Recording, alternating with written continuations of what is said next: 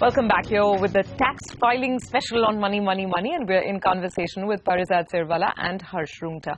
So, to talk about some of the other income categories, we've done salary, we've done bank interest, we've done income from a second home. Now talking about capital gains, PARIZAD. What all do you need to keep in mind? Because capital gains can be in the form of shares. It could perhaps also be in the form of debt mutual funds. So capital gains largely to sales proceeds minus, as you said, the cost of acquisition, which could be indexed to a particular inflation index. And if there is, in terms of, expenditure, anything that basically is to the cost of improving the asset, or, a direct expense which goes into the earning of the capital gains income, and there's no common yardsticks for that, so it depends. So for instance, if there are certain brokerage charges or portfolio management fees that you pay, there could be certain judicial precedents around that getting added to your cost of acquisition as well to offset your sales proceeds, and the net income is the capital gains or loss, as the case may be. So Harsha, when you're advising clients, is capital gains sort of a big component? Or because for those who are holding equity for more than 1 year anyway, they don't have to worry. With debt, again, this indexation phenomena comes into play. So how significant is capital gains as a category when you're advising clients?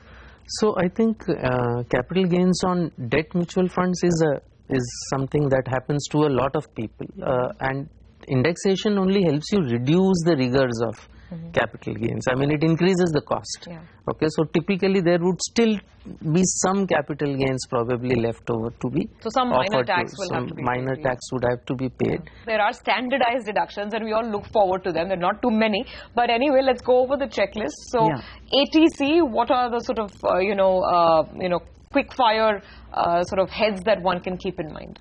So your LIC premiums, your repayment of house loans, tuition fees, if any, largely you name it, Provident Fund, PPF, you name it, and it all comes under ATC, right?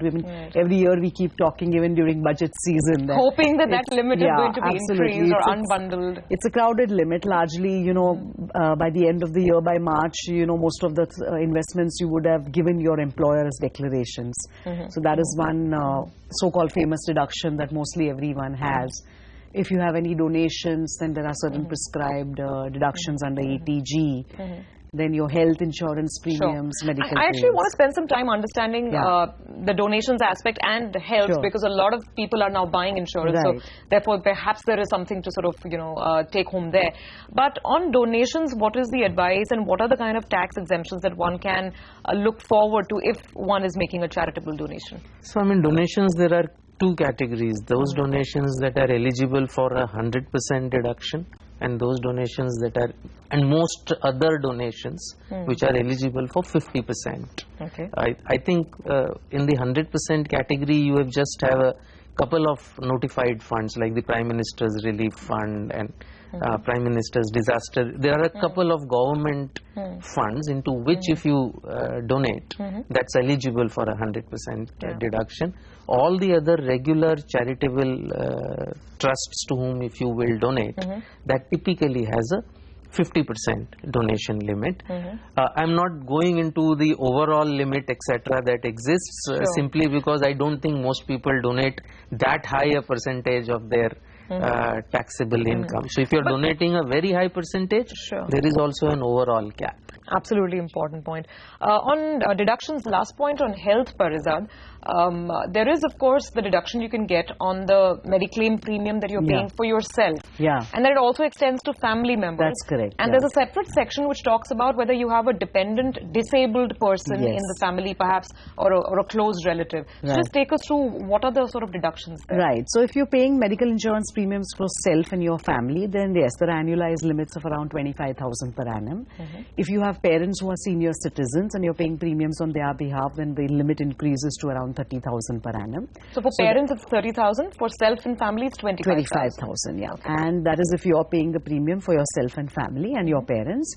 what happens is that sometimes, you have a case of a family member who's suffering from a serious illness, and there are prescribed illnesses, prescribed actually in the income tax, subject to certain procedural formalities.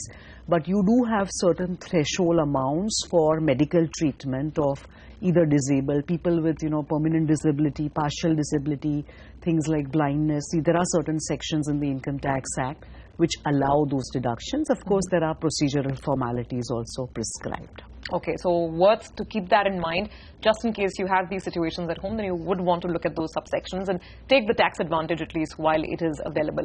We'll take a break on that note, but on the other side, the things to keep in mind, the mistakes to avoid, and a very quick checklist for the self-employed. Don't go anywhere.